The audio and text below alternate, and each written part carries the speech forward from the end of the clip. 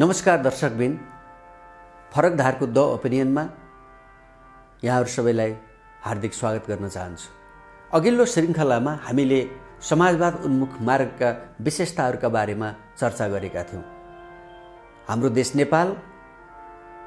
Nepal communist पार्टीको नेतृत्वको सरकार र हामीले लिएको समाजवाद स्थापना गर्ने लक्ष्य र त्यसका लागि समाजवादका आधार तयार गर्ने, समाजवादको तयारी गर्ने प्रक्रियामा हामी अगाडि बढिरहेका छौँ। पहिलो अङ्कमा हामीले समाजवाद उन्मुख मार्गको बारेमा चर्चा गऱ्यौँ। दोस्रो अङ्कमा यसका विशेषताहरूको छलफल गऱ्यौँ, बहस गऱ्यौँ र आज म यहाँहरूको बिचमा समाजवादी राज्यले समाजवाद उन्मुख मार्गका कार्ययोजनाहरू के हुन् भन्ने विषयमा चर्चा गर्न गइरहेको छु, छलफल गर्न गइरहेको छु। सो कार्ययोजना राज्य र नागरिकका क्षमता समेतको स्रोत साधन अनुसार तय गरिनु पर्दछ।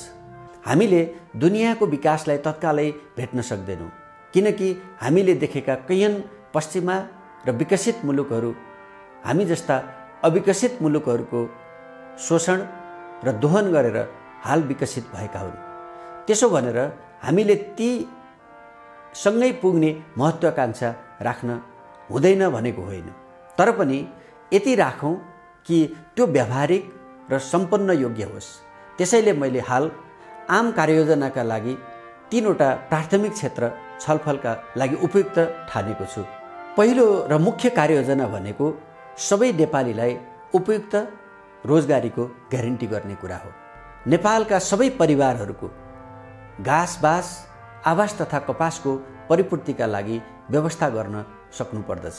नेपालमा रोजगारीका क्षेत्रहरू निकै सीमित छन्। यसकारण युवाहरू बिना सिपका श्रमिक भएर भारत, मलेसिया, खाडी लगायत विश्वका अनेकन कुनामा संसारले डर्टी ठानेको र डेन्जर ठानेका काममा गर्न जान बाध्य भएका छन्। नेपालको कृषि कर्म अपहेलित छ। नेपालको कृषि कर्म अपहेलित मात्र होइन, घाटामुखी छ। त्यसैले अन्य क्षेत्रमा कार्य गर्ने क्षमता भएका र त्यस क्षेत्रमा बेरोजगार भएकाहरूको आकर्षणको क्षेत्र हुन सकिरहेको छैन। नेपालमा रोजगारी दिने अर्को क्षेत्र पर्यटन सेवा हो, तर यसले मात्र कृषिबाट पलायन भएर बाहिरेकाहरूलाई रोजगारी दिन सकेन। त्यसमाथि कोभिड-19 को महामारी आउनु अघि नै यस पर्यटन क्षेत्रमा विविधीकरण र विस्तार हुन सकेको थिएन। अब त विश्वमा नै पर्यटन उद्योग 2-4 वर्षका लागि धाराशायी भएको छ। कृषि र पर्यटनबाट बाहिर रोजगारी क्षेत्र भनेको उद्योगहरू हुन्, तर भएका उद्योगहरू समेत धमाधम बन्द भएका छन्। उद्योगको क्षेत्रमा हामीलाई चीन र भारतको औद्योगिकरणले पनि बाधा पुगेको छ। यसर्थ यी दुई मुलुकहरू भन्दा बाहेक हामीले नेपालमा के उत्पादन गर्न सक्छौँ, हामीले नेपालमा के नयाँ निर्माण गर्न सक्छौँ, त्यसबारे छलफल हुन र उचित निष्कर्ष निकाल्नु जरुरी छ। हाल युवाहरूमा बढिरहेको आकर्षणलाई हेर्दा इलेक्ट्रोनिक्स तथा विद्युतीय सञ्चारका सफ्टवेयर एप्लिकेसन निर्माण क्षेत्र देखिएको छ। केही अध्ययन र पर्यवेक्षणहरूले नेपालमा यसको सकारात्मक सम्भाव्यता पनि देखाएको महसुस गर्न सकिन्छ। प्राविधिक ज्ञान भएको, सिप भएको, विदेशमा जाँदा उपयुक्त काम र उपयुक्त आम्दानी हुन सक्थ्यो, तर त्यस्तो हुन सकिरहेको छैन। त्यसबाट हामी वञ्चित भइरहेका छौँ। आजसम्म विदेश जान बाध्य नेपाली युवाहरू ज्ञान र सिप बिनाका छन्। यसैबीच नेपालको सिटिभिटीले चलाएका अनमी CMA कोर्स समेत बन्द गरिदिएको छ।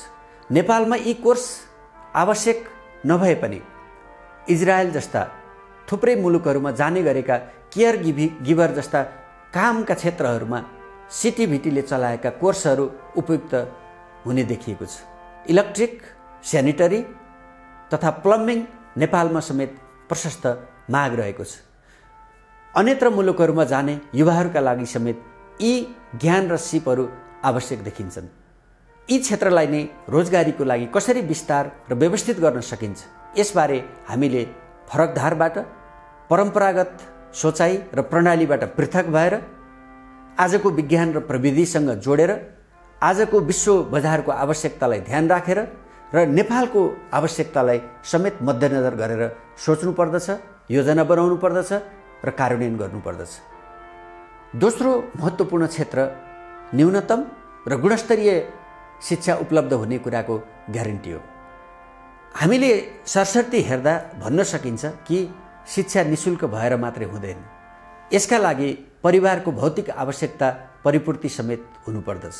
अनुभवले के देखाएको छ भने अभिभावकहरू परिवारको भौतिक आवश्यकता परिपूर्तिका लागि पढ्ने उमेरका नानीहरूलाई श्रममा लगाउने गर्दछन् वा श्रममा लगाउन बाध्य छन्। स्कुल कलेजमा पढ्दै गरेको विद्यार्थी बिचमै ड्रप आउट हुने गरेका छन् र ठुलो सङ्ख्या ड्रप आउट हुने गरेको छ। यसको प्रमुख कारण नानीहरूलाई पढ्न मन नलागेर होइन, विद्यार्थीहरूलाई पढ्नमा रुचि नभएर होइन, तर अभिभावकहरूको कमजोर आर्थिक अवस्थाले ड्रप आउट हुन उनीहरू विवश छन्। यसकारण मैले शिक्षा उपलब्ध हुने कुराको ग्यारेन्टी गर्दा परिवारको रोजगारीले पनि महत्त्वपूर्ण स्थान राख्दछ। यसमा जोड दिन खोजेको हुँ। मैले यहाँ गुणस्तरीय शिक्षाको कुरा गरेको छु। आधारभूत शिक्षाको साथसाथै गुणस्तर अहिले निजी विद्यालयको भागमा परे जस्तो भएको छ। निजी शिक्षालयबाट गुणस्तरीय शिक्षा प्राप्त गर्न सकिन्छ, सार्वजनिक शिक्षाबाट प्राप्त गर्न सकिँदैन। आम रूपमा निजी शिक्षालयका शिक्षकहरू सार्वजनिक शिक्षालयका स्थायी शिक्षक र प्राध्यापक नै छन्। त्यसमाथि सुविधा र तलबका हिसाबले समेत सार्वजनिक शिक्षालयका शिक्षकहरू प्राध्यापकहरूलाई नै बढी छ। तर किन सार्वजनिक शिक्षालय कमजोर भइरहेको छ? यसको व्यापक समीक्षा जरुरी छ। व्यापक समीक्षा, उचित निष्कर्ष र साथसाथै कठोर कदम अनिवार्य छ। गुणस्तरीय शिक्षा केन्द्रको राजधानीदेखि प्रदेशको राजधानीमा थुप्रिएको छ। यो नेपालको मध्य पहाडका नगरहरूमा चढ्न सकेको छैन। मध्य पहाडको नगरहरूमा, गाउँहरूमा यसलाई कसरी चढाउन सकिन्छ, यसबारे सोच्नु पर्दछ।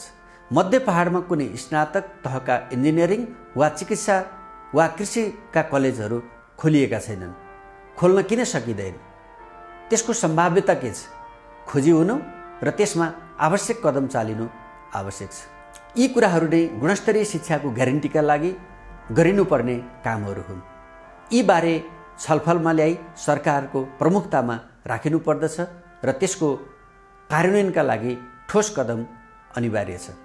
तेस्रो र महत्त्वपूर्ण क्षेत्र भनेको आधारभूत तथा आपतकालीन स्वास्थ्य सेवाको ग्यारेन्टी हो। नेपालको स्वास्थ्यमा धेरै सुधार आएको छ। यसमा स्वास्थ्य सेवालाई सबैले जस दिएका पनि छन्, तर कृषि र खानेपानी तथा अन्य सुविधाका कारणले स्वास्थ्य क्षेत्रमा परेको योगदानका बारेमा चर्चा हुने गर्दैन। यसबारे म धेरै चर्चा गर्न चाहन्न, तर एक उदाहरण प्रस्तुत गर्न चाहन्छु।